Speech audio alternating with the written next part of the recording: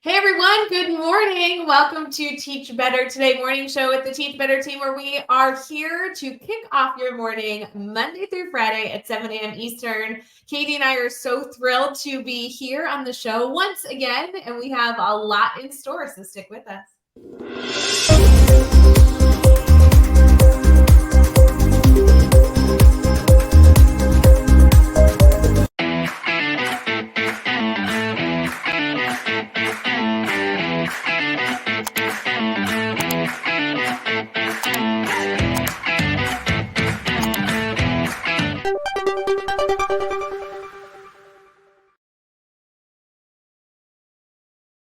Hey everyone, good morning. Welcome to Teach Better Today, a morning show here to kick off your morning, bring our Teach Better community together and get you hopefully a few tips and tricks with a little bit of shenanigans to get the day started. Katie McGlynn, hello. How are you? Happy today. Good morning, Gray Hewert. Good morning, audience members. Morning. So good to see you all again on this fine day. Fine day. Weather? Good weather for you? Yeah, typical August-ish weather. Yeah, I don't mind August weather. Are you a summer person? Oh, 100%. I forgot that about you. I don't know why we're friends sometimes. That's like, it's not that I don't like summer, it's just very much not my favorite. Honestly, I feel like I'm a summer and fall because I love like the pumpkins, the fall vibes. Like I like the sweatshirt weather, the bonfires, all that. But I just like love the constant nice weather. I think that's what I really love is like it's like you can go outside almost every single day for several months because outside is my jam. So if I would be happy to switch seasons if I could move somewhere else, but in the great state of Illinois, there are only so many nice months, which is why I will always be a summer person. I'm so glad you brought up your obsession with pumpkin because that's really something I feel like we all need to get mentally prepared for. We have a few months until that happens. Coming up this weekend, our family is taking like one last mini vacation. I don't know if you've been like stalking me on social media, but I maybe took way too many vacations this summer. And I just want to say that was only because I kept getting offers to go on free vacations. And I don't believe anyone should say no to free vacations. I can support that. Yeah. And literally, like this weekend, we're doing just like a long weekend at a lake house in Bloomington. We'll be with you. And it's another free vacation. So it's like, you can't say no when it's a free trip. But that's true.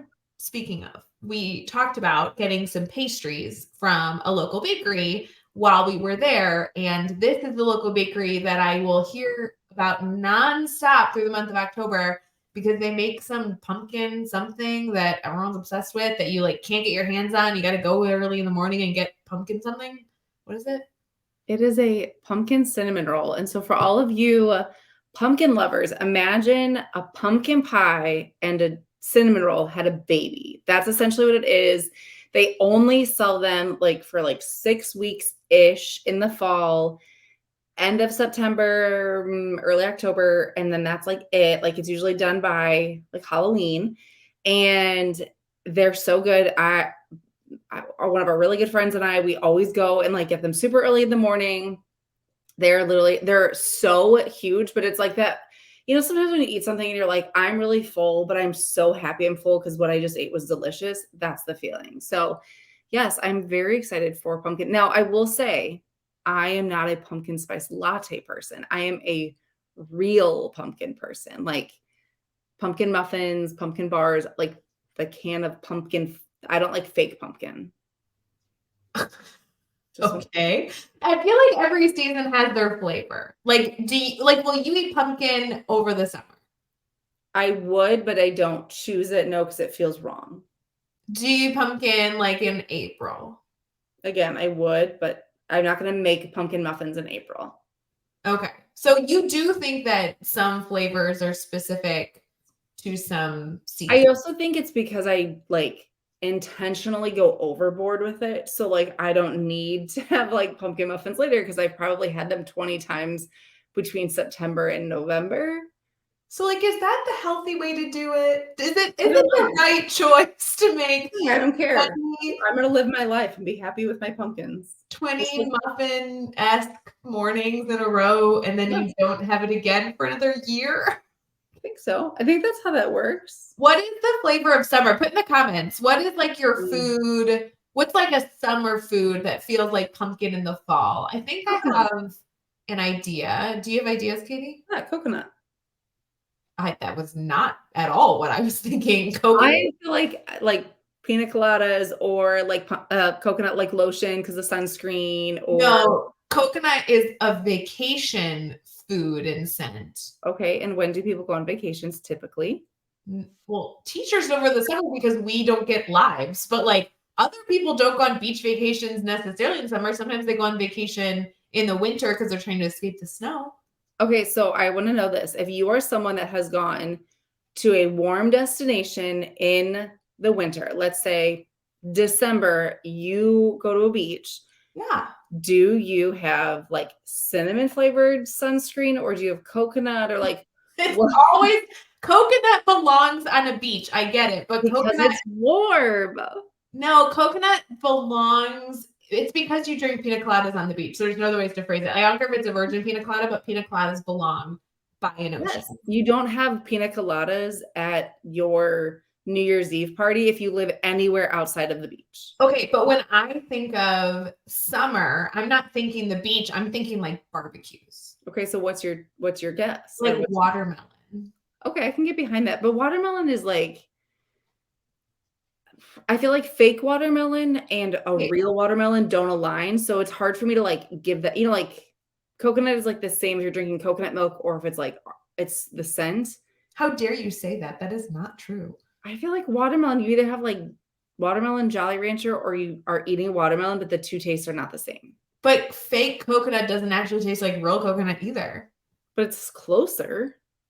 Okay, what I'm hearing is our entire Teach Better community needs to go on a beach vacation and have pina coladas together. Hey, you know what? It's like we have one of those planned next year. Oh, awkward. Wait, I thought we weren't going to talk about the cruise. We're Shout not out. going to talk about it a ton. We will come back to this another day because we do want to get into like our actual team talk. But Teach Better is going on a cruise in 2024.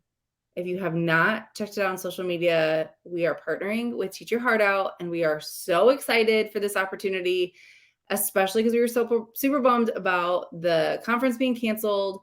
So we'd love to see our whole network in person, but let's not do it in the middle of the fall in Ohio. Let's do it on the beach with our coconuts in Cozumel. Okay, that sounded naughty the way you said that. But yeah, we're going to Cozumel. It's a 5-day cruise. You can go with your teacher bestie, go on your own, or you can go with your family. I'm so stoked. Yeah. Like, so unbelievably stoked. I'm excited for our entire team to be there. We're going to force them to go on a boat, even though like half of our team says they don't like boats. Like we're going to figure that out. Right. And we need our Teach Better community there. My hope, my vision was when we had to cancel, I like to say postpone, but it's not. When we had to cancel the Teach Better conference because of the issue that our team has been experiencing in 2023 with our check scandal and all that mess.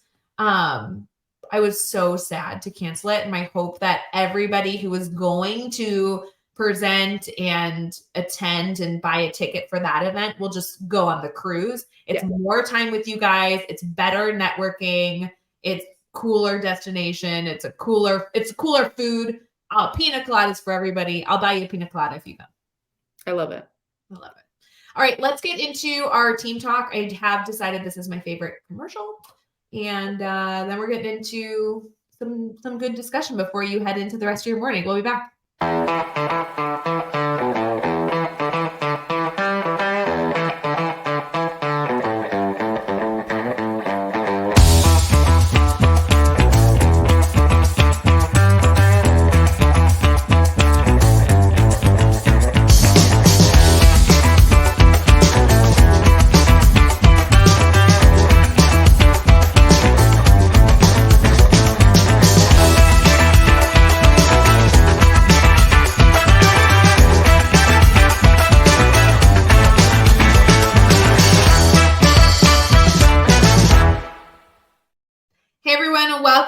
to Teach Better Today. Don't forget that in our team discussion that we're able to have in this team talk section of our show, we love having conversations that are inspired by you. So please continue to send your cute videos, your fun topics, and just things that you want us to dive into. Katie, I know this team talk is going to be a little shorter than normal for our show, but we really wanted to emphasize a key idea and give our community here a challenge that then we can dive more into the next time we all get together. Yep, absolutely. Today we want to talk about your network. And sometimes we know there's like ebbs and flows of the year and how sometimes those networks can grow. I felt like right after our Teach Better conference in 2022, our networks all kind of exploded. We got to know a lot of people, got to make a lot of connections. But as the day-to-day kind of gets going, and sometimes maybe we don't always lean on our network. So I would love to hear some ideas, Ray, on how we can build our networks back up and kind of recommit to staying connected with our network and how we can grow. Yeah, a few key reminders. I think the first thing on our to-do list that we drop when we're overwhelmed are things that serve us.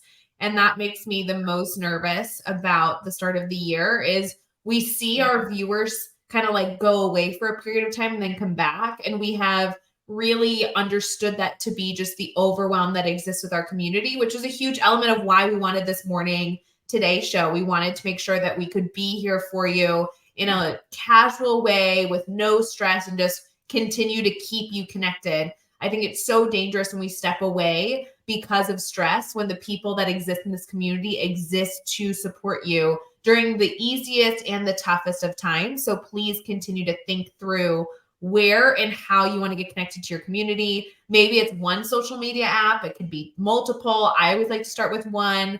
And I say go for the biggest, easiest win. Always the easiest win first. This should not be a stressful component, but your network should support you and inspire you through ideas and give you free resources. And that's a huge proponent of what I believe in. So I want to challenge our network to do some reflection on how we connect with each other. Oh my goodness, that's my puppy. Shout out to Alfred joining the show. And then I just want to make sure that our community knows that we are here for them and that they should make it a priority to stay connected. Yeah, and keep it simple. Like even if you're someone that you can't totally engage, maybe you can't follow the Twitter chat or whatever, the different networks that are out there. Maybe you just follow a bunch of people. Maybe that's your first step as you literally just go through it and you follow a bunch of people you've heard about or authors you've read. And that way, when you're mindlessly scrolling right before you fall asleep or early in the morning, then at least you're getting immersed in it. And it's a simple, easy step to continue to grow professionally. And that might be one of my favorite strategies is please don't forget you get to curate your newsfeed. Like maybe this is not only a time to remember who you should follow, but this could be a really good time to remember who you should mute or unfollow. Absolutely. It is completely okay. Like it is okay to mute or unfollow people that do not add value to your newsfeed. Value can be lighthearted jokes or memes. It could be strategies. It could be free resources. It should not be hatred, negativity. Honestly, I really struggle with like the back to school negative memes. They really tear me down. And I know they're meant in a way that is supposed to be comical, but it is not the right energy that I need for me personally. It doesn't mean I won't go back to those accounts later when I'm in a different headspace and refollow or re-unmute, but you have to curate your newsfeed so that you can consume the right stuff. I personally put my stamp always on our Teach Better community. I think so many of us here do the right stuff more often than not. And so if you're trying to find people to follow, like an easy thing to do is to go to somebody that you admire and follow the people they follow.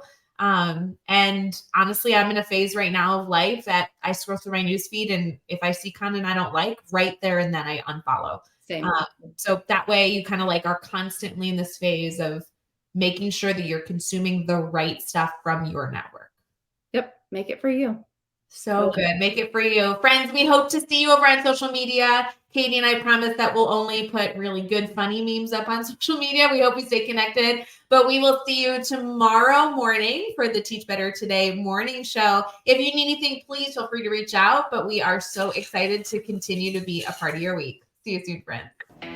Hey, Teach Better community. Thank you so much for joining the Teach Better Today morning show every single weekday at 7 a.m. Eastern. We have so many resources for you outside of this live stream at teachbetter.com, including blogs, podcasts, and professional development that will bring our team to your school.